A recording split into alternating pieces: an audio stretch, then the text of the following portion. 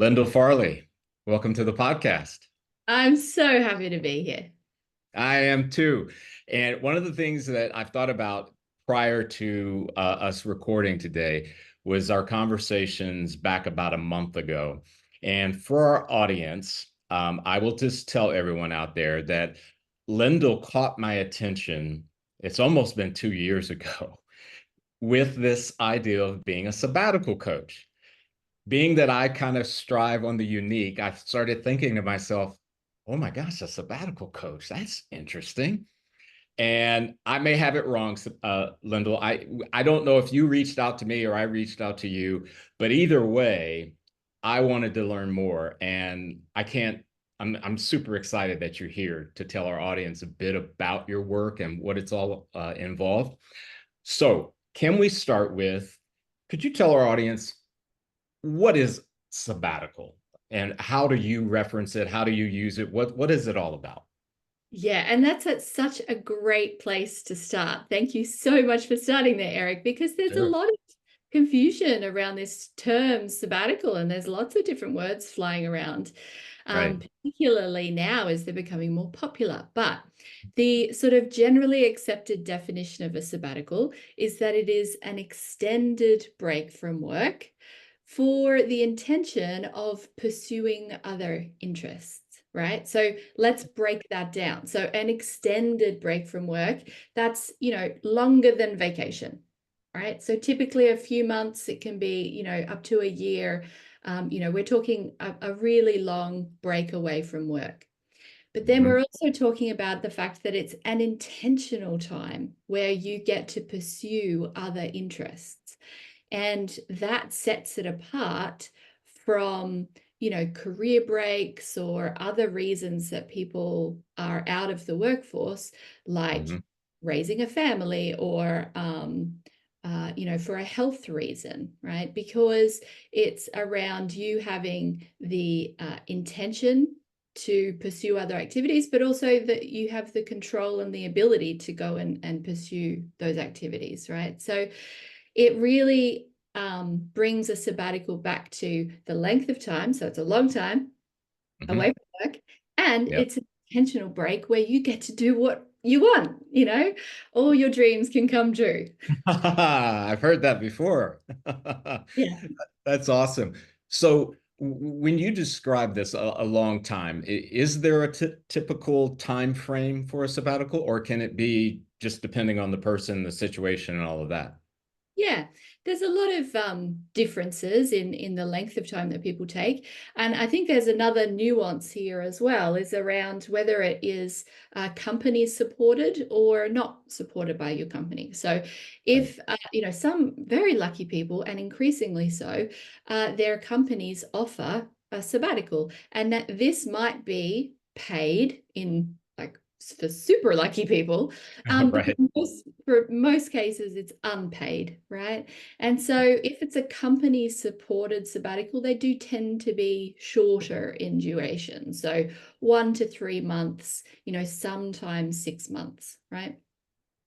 And then there's a sabbatical that's not supported by a company, that you just decide to resign, take a break from work altogether, and then it's completely up to you as to how long that sabbatical is going Okay. to. Okay. That's interesting. And I'm kind of looking at it through the lens of 2024. So there's a lot of variance in what you said there, but maybe if you could, considering 2024, and in the United States, it's an election year, and I don't mean it that way. I mean just in current day form. Can you maybe share with the audience what maybe an example of what a sabbatical might be? What would be something, or if you could describe a story of someone that maybe you've worked with who took one, just maybe as a real life story.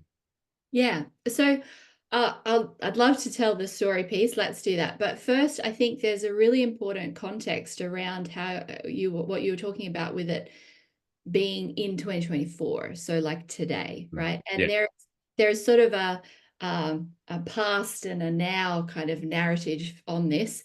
And Hmm. the past is really before the pandemic, and the now is sort of after the pandemic. So Right. we know that, the pandemic had a huge impact on people, but we had sort of that collective moment to go, what am I doing? And really kind of, reset and kind of reflect and go, okay, what is it that I want to be doing next, right? Yeah.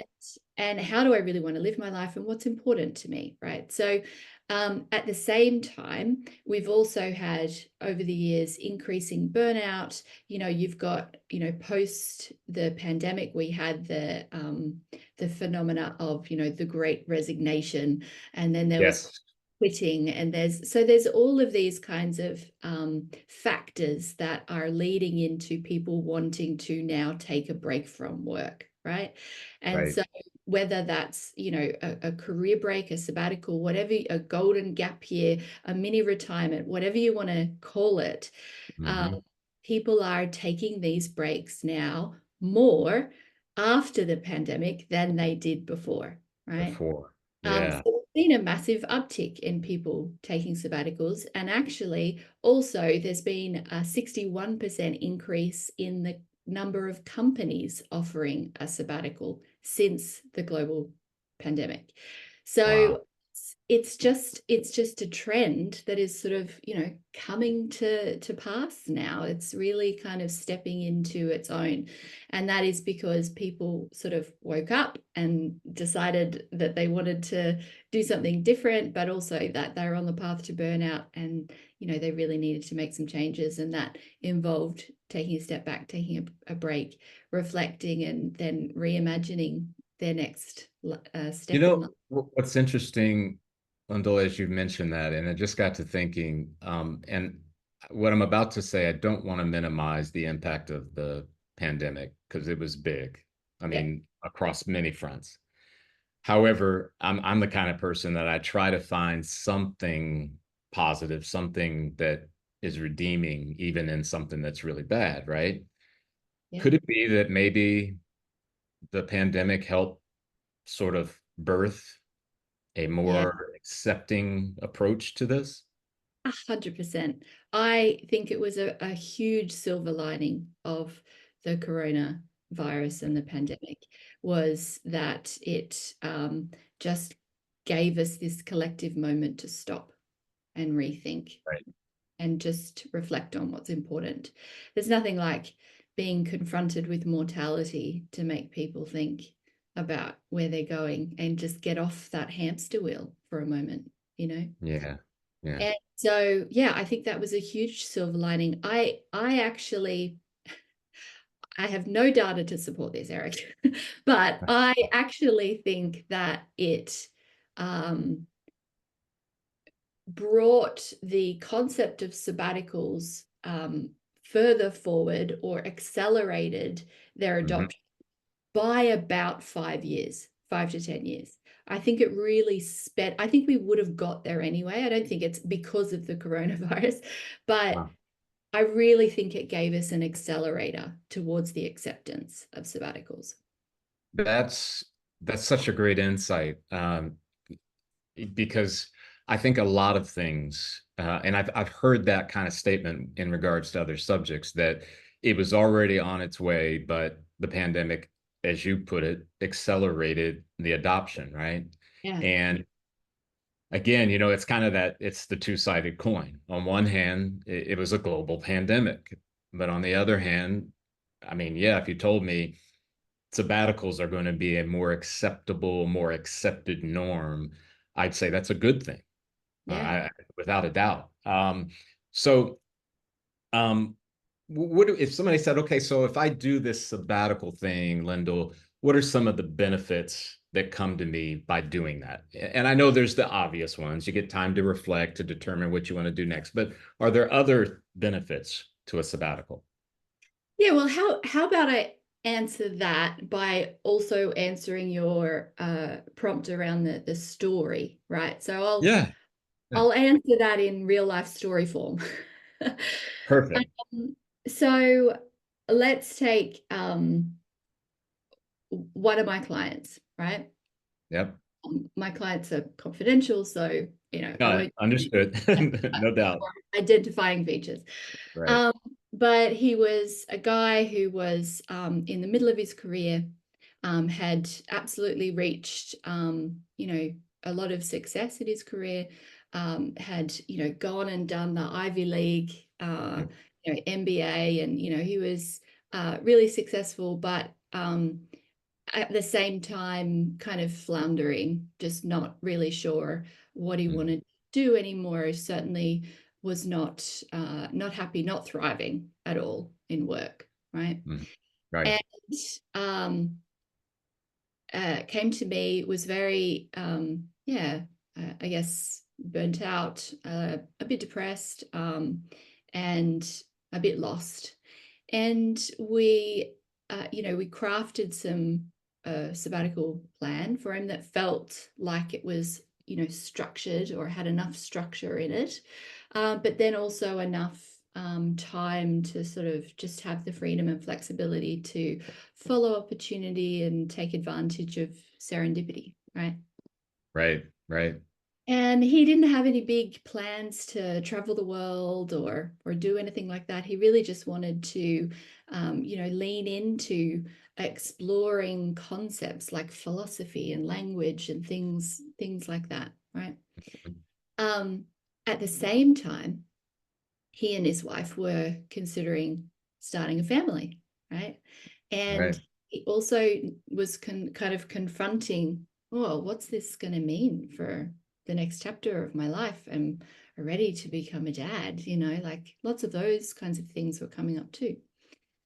And Hmm. so he took a sabbatical, and it was sort of like this gentle unfolding, a lot of kind of unfolding of that workplace stress, a lot of self-acceptance for who he was and who he was becoming.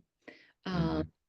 Also, a building back up of confidence, and also a chance to connect with his family, and so the first part of the sabbatical was really what I call decompression, really kind of first of all getting off the hamster wheel, but then Right. Right. having the time to just sort of go and just sort of return to self, just to a grounded, calm, confident sense of self, right? Right. And then from there, he was out doing amazing things. I'm trying to remember. I think he really got into pickleball. Yeah, I think he really got into pickleball. And Interesting. oh no, it was what's that frisbee game, but you do it like over Oh, distance. as you say that, Lyndall, I know what you're talking about. I can't remember the name of it though. It was that thing. I hadn't ever heard of it, but yeah, it was whatever that thing is called. Yeah. And got really into that. But we also went through, like, because he had the time and the confidence and the energy back, we started going through a life design process where we Right. were kind of designing for him, what is the next chapter look like for you, Mm. what's it going to be like to be a dad, you know? And Yeah. and then importantly, like towards the end of the sabbatical, when he really started to feel ready to return to work, Mhm. he was, looking for a new job, but he had, while we did the life design work, he got super clear on what was important to him. And what was important was like balance and having boundaries with work, right? So initially he was like, oh, maybe I need to completely throw my career out the window and Sure. do something Yeah. totally different. But through Yep. that gentle unfolding in the sabbatical, he realized, actually, no, I really like this career. There's nothing wrong with the career. It's just the way I was working and the company I was working in. So if I can find another role in a more positive environment, and I can have better relationship with work myself, then I'm happy to, I want to keep pursuing this career, that's what he found. I mean, like literally the Wow. first, I think it was the first job he interviewed for. And he got the role, and it was a company. It was almost like he was interviewing the company as well, right? Because he knew what his boundaries were, and he knew what he wanted in the role, and he was able to really craft that for himself. And he's still at that company, and he became a dad. Oh, wow. And a happy part ending, right? Yeah, Oh yeah. my gosh. You know, if I had to pick out anything from that story that I could lay out as a benefit, when you mentioned about him interviewing the company, Mm, that comes when that self-knowledge level is really been yeah, discovered and is high, right? Because yeah, you're no longer on the end of, and I'm just using my language and my description, you're not the beggar just hoping that somebody will choose you. You're 100%. you're an equal. You're able to look at it through that lens. And there's so many people, Lyndall, who don't understand that they have that power. And I'm being gentle and grace giving to them that in the end, they may not know that they have it. And boom, another benefit of a sabbatical, the ability to kind of look at things in a different way to discover you again, right? Yeah, absolutely. So, I mean, if we sort of mine that story for all of its benefits, right? Yeah. At the Yeah. very beginning, there's permission giving around, I need to stop, I need to recharge, I need to do something different, right? Yeah. And then there's that really psychological and physical recovery, and that doesn't, like, you go through that decompression period, regardless of whether you're burnt out. It will just take longer if you're burnt out. But everybody has to transition their pace from the frenetic pace of working life as we live it today down to that more healthy sabbatical kind of pace, right? And that's a unique pace for that individual, right? But Yeah. the benefit of just going through that decompression is a huge benefit, right? And Yeah. then that returning to self, like I call it, this benefit of like finding my mojo again. I mean, how many Hmm. people out there feel like they're just kind of like a robot on autopilot now? And Yeah. they've, like, we're not really very connected to who we are and what we want sometimes. It's so easy to Yeah. lose connection to that. So, sabbatical can get you connected again to that. Um, and then it's this huge opportunity to figure out what's next, so. Yeah. And as I'm thinking, as you're saying that, and I do want to touch on it during our time together about, that there's more than one type of sabbatical, right?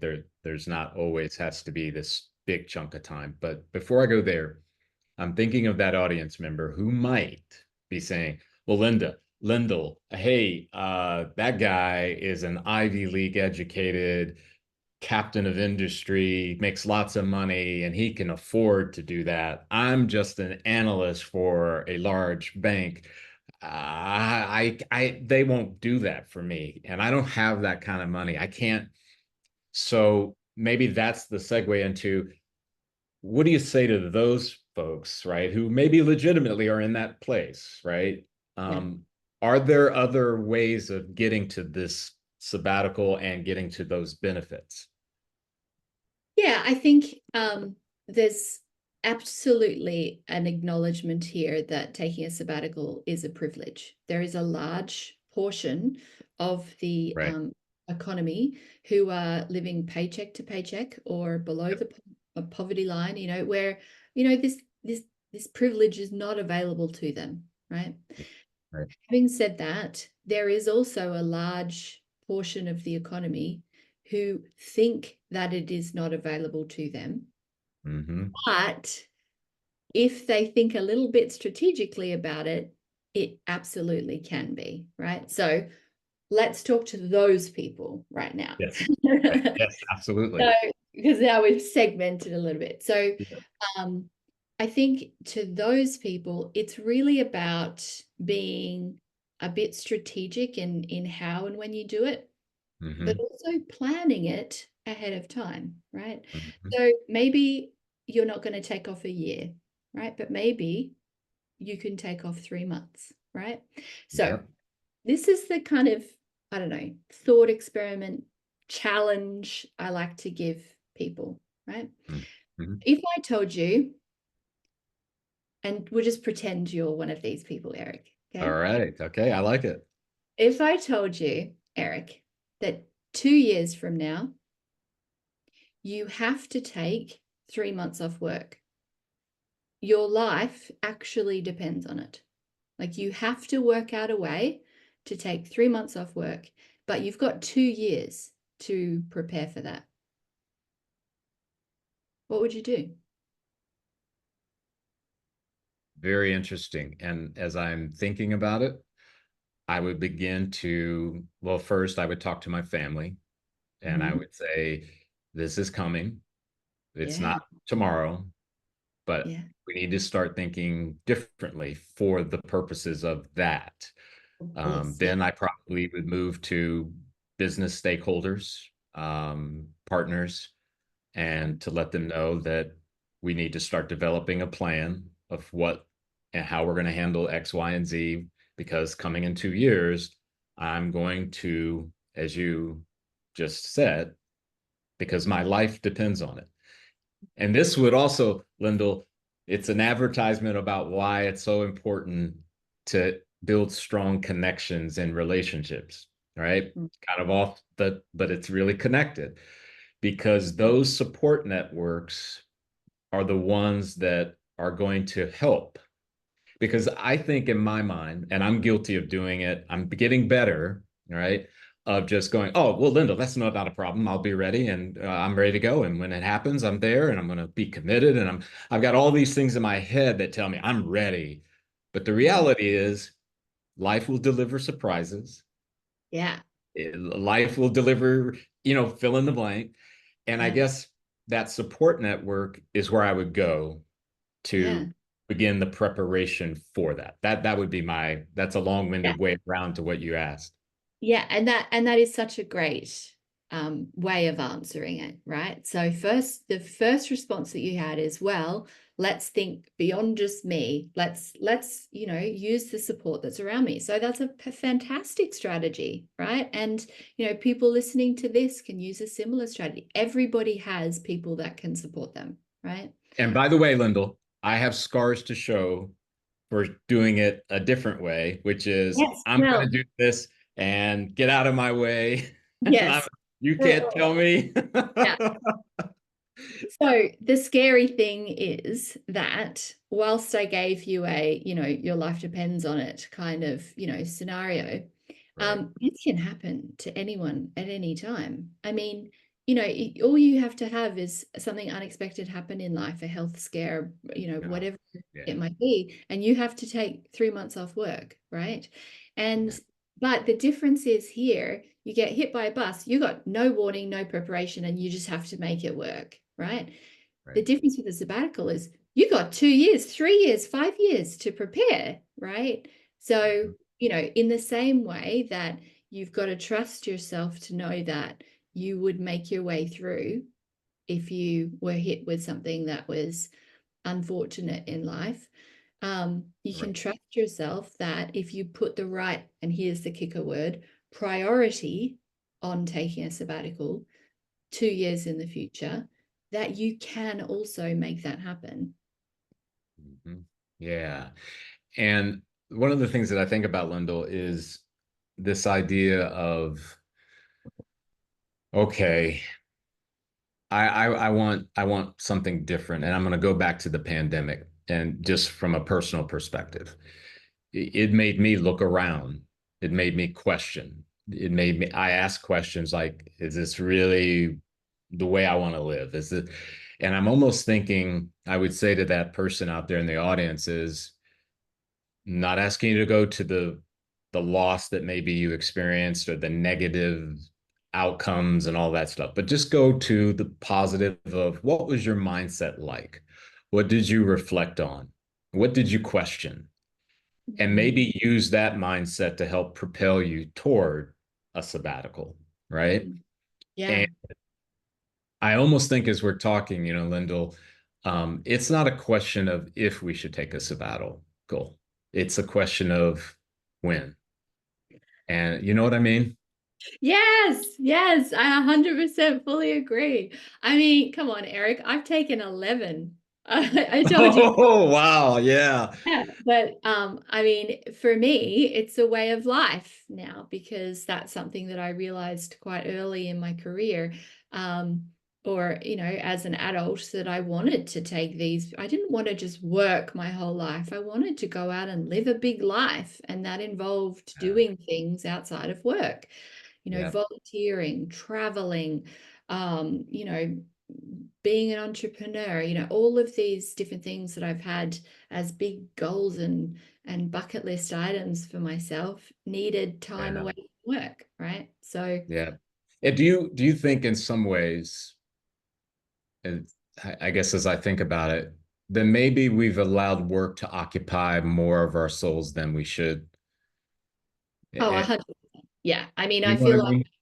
I feel like I'm battling that on a daily basis. The fact that work has completely overtaken our life, as the purpose of life is not to work, and yet we act like it is. Yeah. And you know what's interesting when you say that? And I might have said this to you when we talked a month ago.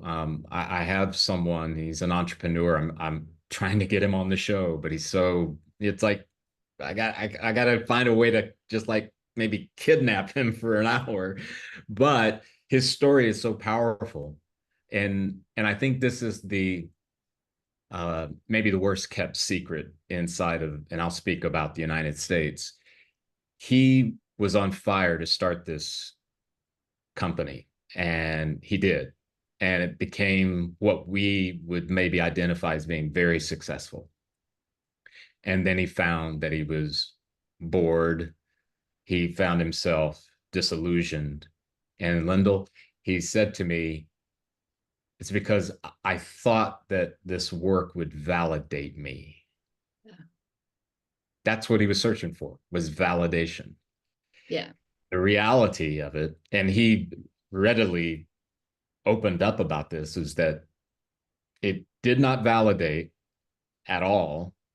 And it kind of made me realize that the pursuit of this was really kind of a how did he put it? He might have said something to the effect, and I'm trying to remember. It was like almost a meaningless pursuit. Mm. He didn't like say, well, I'm going to sell my company and I'm going to go live on an island and I'm not going to do work, because he didn't go to the extremes, but he redefined, he realigned himself toward finding validation where it belongs. And it's not the fault of the work. It's not the fault of the corporation. No. It's really kind of, I mean, I don't get too deep in the psychological, but it lies within us. Yeah. And I think there's a really big and important distinction that it's important to do and find purposeful work, right? Mhm. Yeah. But working is not the purpose of your life, right? Mhm. And Yeah. so Well purpose, said. like niche with purpose within purpose, right? There's got to be something bigger than work that is going to Hmm. be filling up your purpose bucket. And Yeah. no, no, okay. A lot of people find that in family and in relationships and a sense of a community or belonging. People find it in spirituality. People Yeah. find it in, altruistic kinds of virtuous, things that they're doing. Mm. Um, but it's the old saying that your job's not going to be there on your deathbed. You know, who's going to be there holding your hand? Not your job. Well, it's So interesting. Uh, I think back to my corporate career, and when I was in the midst of it, I mean, I had numbers of people around me smiling, applauding, all of the above. And I say that to say also they were well intentioned, but the revelation that came when I was kicked out for the last time, I I probably didn't hear more than two people who like continually, consistently reached out to me. Mm. Just the, how are Yep. you doing? How are things going? I mean, Yep. when you realize that, again, it's not an indictment of the company, it's not an indictment of the people that I worked with. Yeah. It's just that place, that thing cannot hold the weight of your soul. Mm. So maybe the pivot is stop giving that much of your soul to it. Yeah, and I think there's also a lack of security and certainty in the employment Sure. relationship these days that Yeah. has also accelerated since, the 1950s and you had a job for life kind of thing. Yeah. But now people feel and are more disposable, and I think Mhm. people are realizing how replaceable they are and how insecure the actual employee employer relationship sort of is. So Oh, and Lyndall, it's so on the money. Because my story of it was unrequited love. It yeah. was it was that thing of like, I thought you wanted to marry me. I thought you wanted to spend the rest of your life with me. I thought that I was the only one and I was irreplaceable.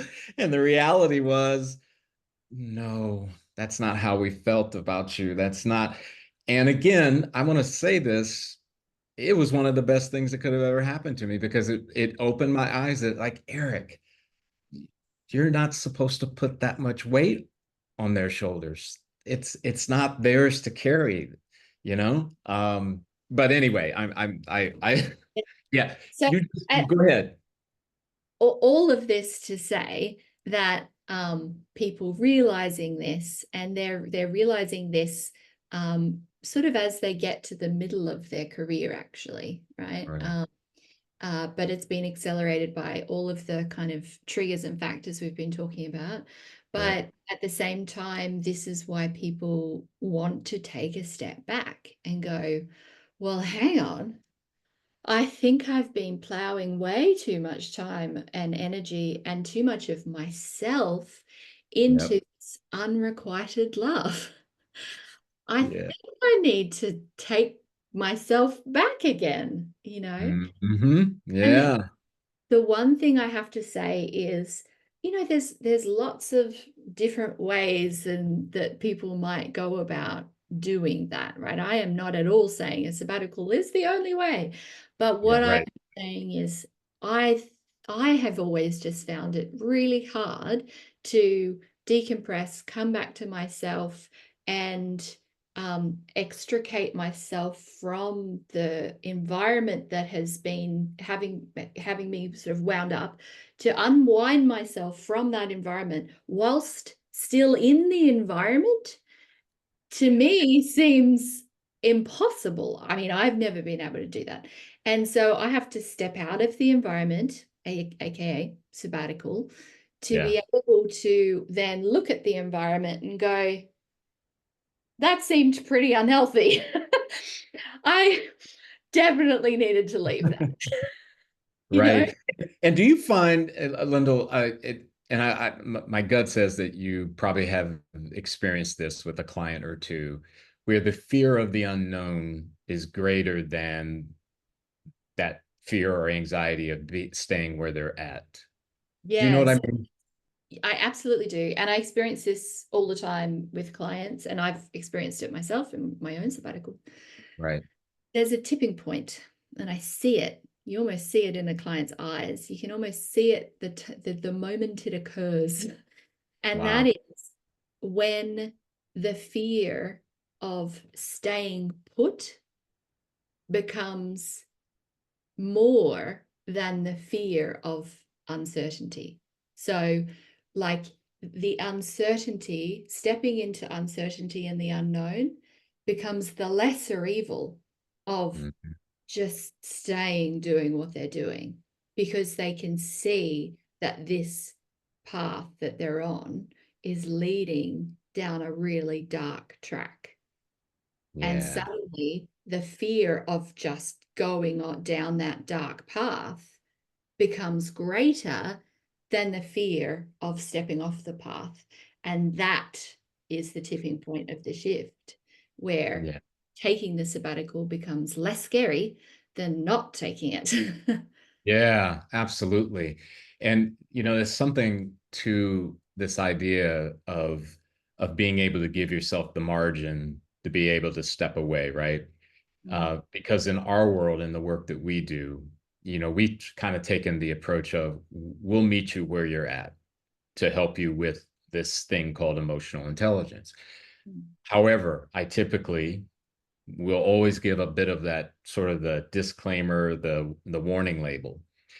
The most optimal way to build a practice around EQ is in a place where you are not being pulled in multiple directions Mm. at the same time, on and on and on.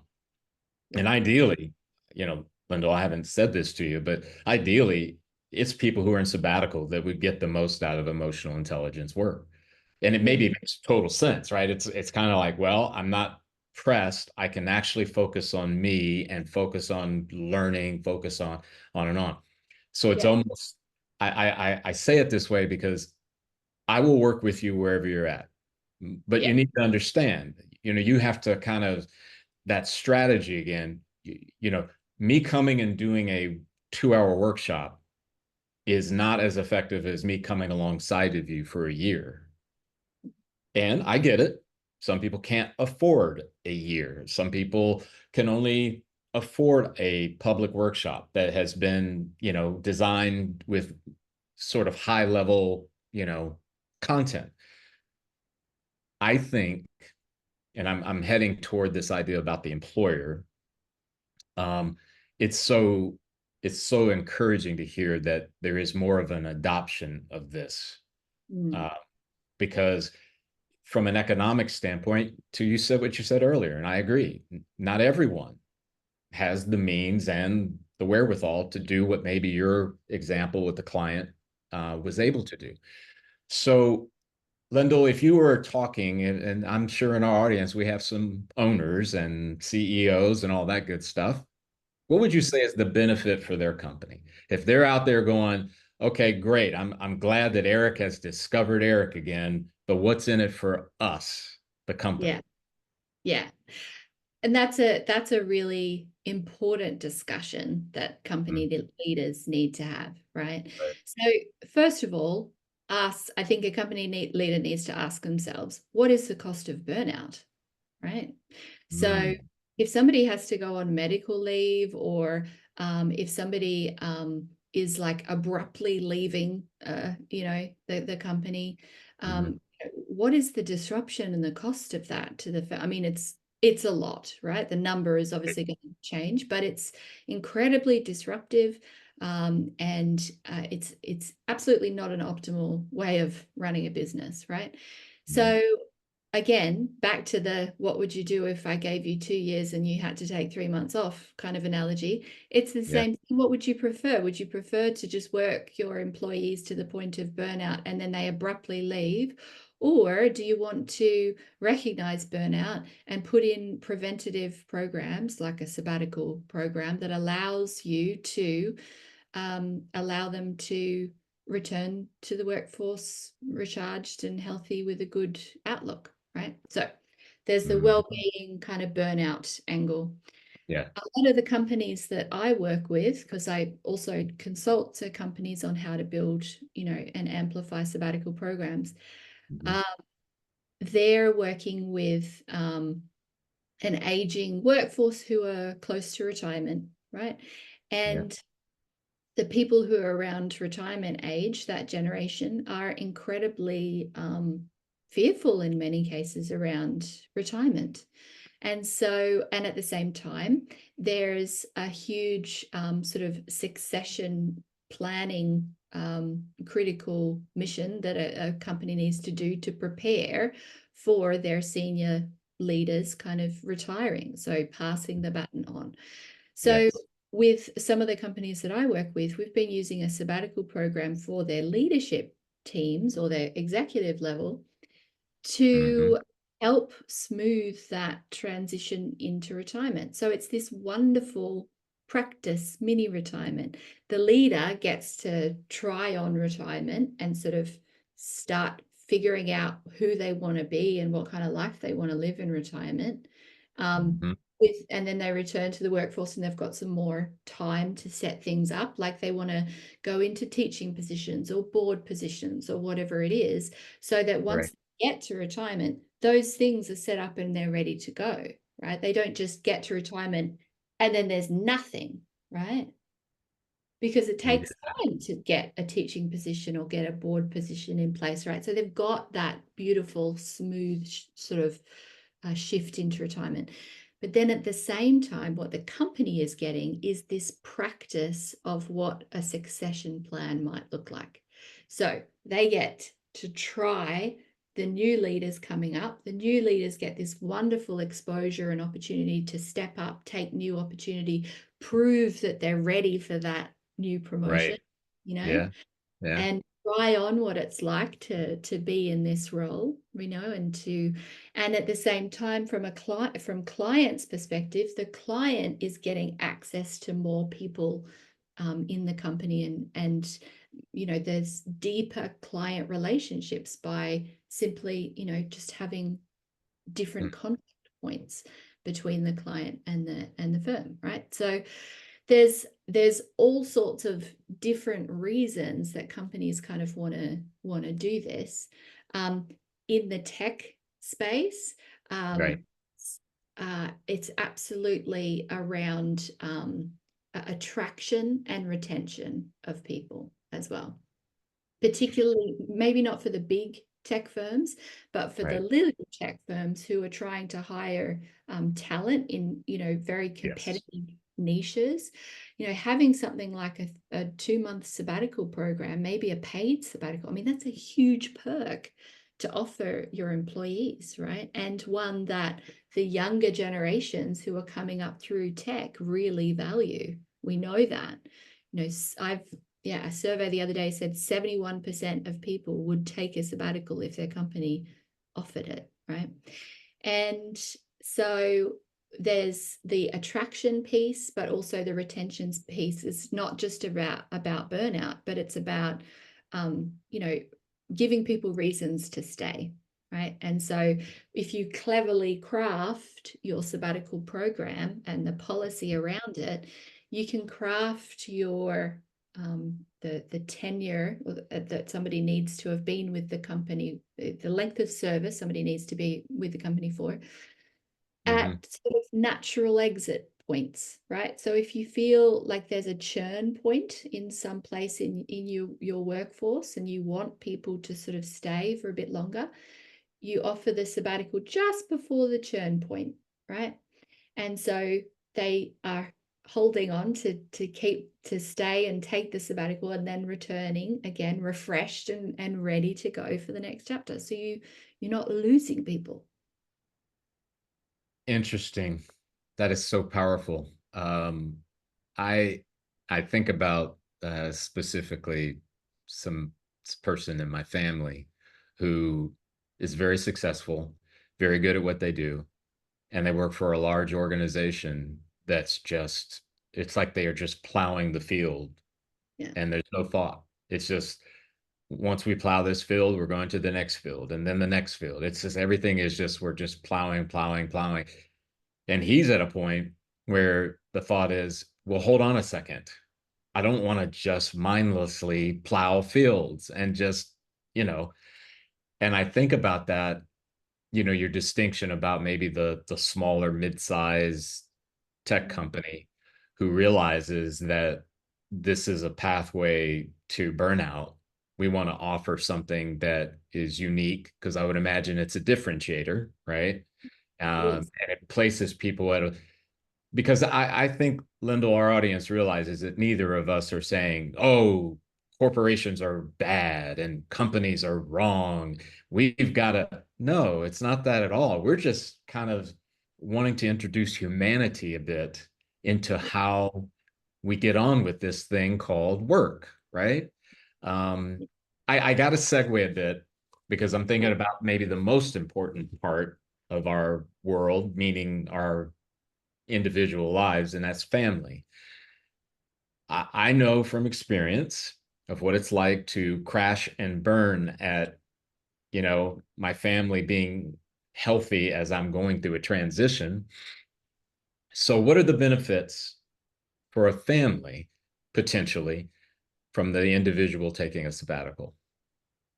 The answer to that is so simple: quality time.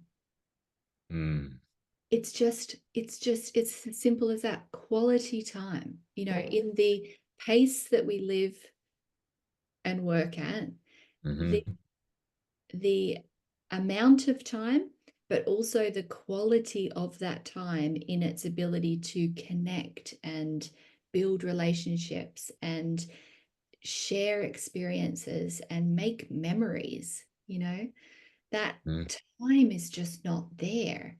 And a sabbatical gives you time back to be able to plow it into memory making instead of plowing it into work, right? And Yeah. it's about giving yourself time with the people that you love to do the things that you love. And they are the moments that you will remember for the rest of your life. And Lyndall, you said something. I saw this interview. Once again, my memory failing. I don't remember who it was with, but they were talking about the tendency for taking things for granted. It kind of occurs when we are finding ourselves in this sort of mindless rinse and repeat mode. Yeah. And I'm almost, uh, and for audience, no, Lyndall has not hired me as her marketing representative. But what I'm about to say, this Okay. is what I love about your work, because it is a very strategic way to get out of the maybe take it for granted mode that Yeah. occurred. Because we've heard this before, right? When people go, I don't know where the 10 years went. I don't, it just flew Yeah. by. Can I tell you another story? Oh, please, please. Yeah. So another one of my clients, they're on sabbatical right now, actually, and it's a family.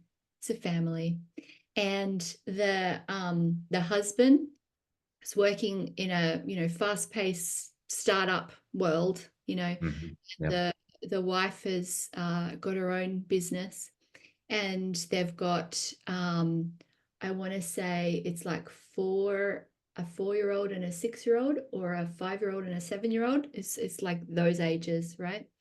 Mm-hmm. And they were recognizing that they didn't have time for each other, right? The husband and wife in their relationship, they were just Yeah. running it. And they didn't have time with their kids to be the kinds of parents that they wanted to be, right? Mm-hmm. And then it was also the recognition that their kids were only going to be these ages for a a tiny little slither of time in Right. their whole life, right? And they needed and really wanted to make use of that time to not just have time together, but to create this amazing family Mhm. experience, these amazing memories. So they've Yeah. they've literally taken a year off, right? So this is the other end of the spectrum. Oh, sure. Right. Right. They're traveling the world, and they're doing like 3 months in a different continent. They've just finished their European part, and now Right. they're in Bali, and it's been just absolutely filled with experiences. But it's not just about the traveling, right? It's not for them. Right. It's not just we're going to go and travel. We started working together before their sabbatical, so we got super crystal clear on what Mhm. it is that was important for their family, right? And Yeah. what they wanted for their kids was that they wanted their kids to grow in compassion and empathy and emotional intelligence, um, hmm through giving them these worldly experiences. But what they wanted to do was not necessarily always have those experiences be comfortable, or, you know, Right. yeah. And I have to remember one of the things that they said was that they wanted to have experiences and allow their children to embrace the good, the bad, and the boring. They wanted their kids to be bored Wow. and That to is, learn everything that you can learn from being bored, you know? yeah. And to yeah. I have to go. That's such a great story. And I always try to put my, in, especially in our show with the diversity of our audience. So if out there, Lyndall, there's someone that says, "Hey, I get it. I like this idea, this sabbatical thing. Wow, this is really." But hey, Lyndall, I can't take off a year, and I can't take off 3 months. I might be able to pull off a month. Is that okay? What do you say to that person? Is that okay? Of course it's okay. Oh, Any awesome. Okay, right? you have any and all permission granted to give yourself a break, you know, whatever that looks like for you, right? And if it's a month, great, make that happen.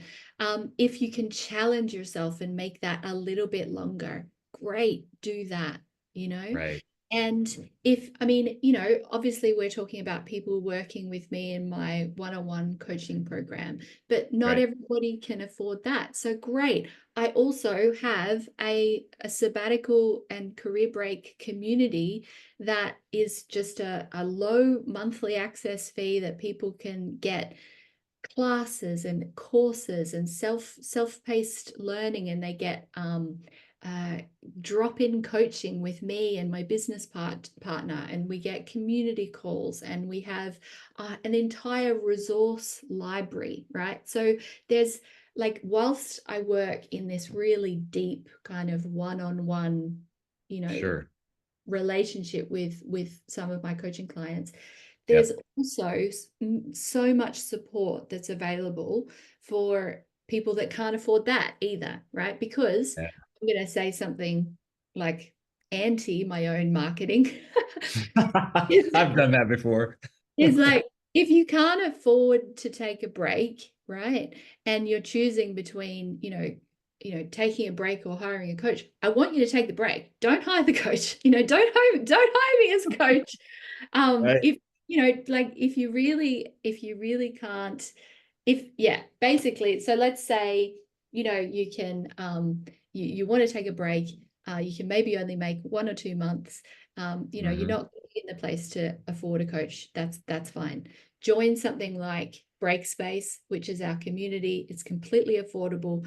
You're not going to get that deep personal one-on-one time with a coach, but you're Yep. going to get the support of all of the other people on the same journey. And you've got all of the self-paced learning and the resources and the course. There's so much there, for anyone. So there's ways to get support, and I want you to get that support. That's why we built the community. Um, Yep. and so don't think that in order to make the most of a sabbatical, you have to work with a coach. I do want you to get support, but there's very affordable options for that as well.